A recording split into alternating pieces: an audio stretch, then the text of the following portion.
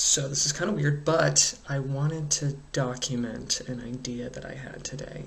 I was thinking about um, New Year's resolutions. That's something that lots of people are thinking of doing right now, and I thought back on my experience with these over the years, and they've very rarely been things that I've stuck with. They're not. I can't honestly think of one that has really changed my life in any meaningful way. So that's bullshit. And I want to do something a little more meaningful this year. And so I was thinking today, and I had a thought that it would be really cool, and this is shamelessly ripped off by something I heard that Sir Anthony Hopkins did, which is that to hone his craft of acting, he memorizes a sonnet every week. And I said, that's awesome.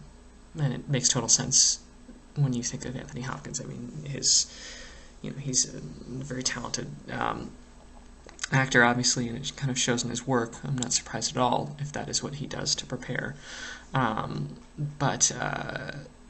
so in 2017, I'm going to memorize a Shakespearean sonnet every week. And to keep myself honest, I'm going to stream this sonnet live on Facebook I'm thinking every Sunday at 11 p.m. Eastern. And this, I think, is helpful in two ways. I think it will keep me honest, in the sense that it'll give me an impetus to do it. I'm making it known that I'm going to do it, and that's going to force me to really do the work there. And but also I think it provides an opportunity to have meaningful dialogue about Shakespeare.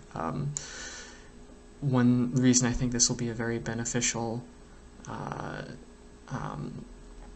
resolution is that, more than any other writer I've ever read or playwright I've ever seen produced, Shakespeare's writing effectively captures the human condition in a very complete way, in a way that I think most people, in their kind of limited view of how the world works and how they're motivated, they don't really get. But in the way that he writes all those characters so convincingly, he captures so many different perspectives and motivations, and I think that his sonnets, of which I've read not many, are kind of a great opportunity to explore that that body of work, and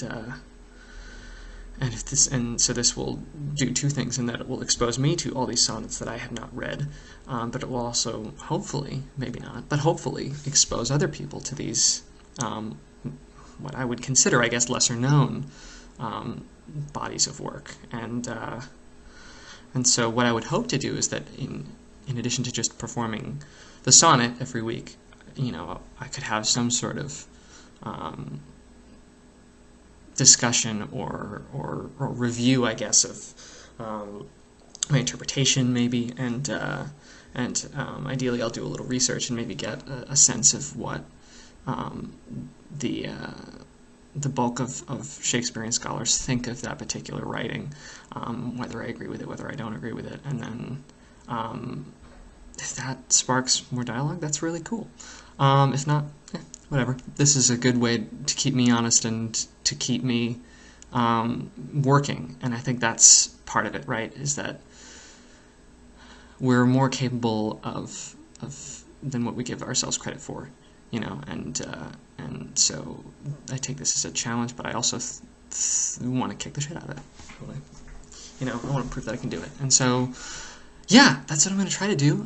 If this sounds, and I was thinking I would do it in order, in a numerical order of his sonnets, with very little research in terms of the motivation for doing that. But my understanding is that they do progress in a kind of story.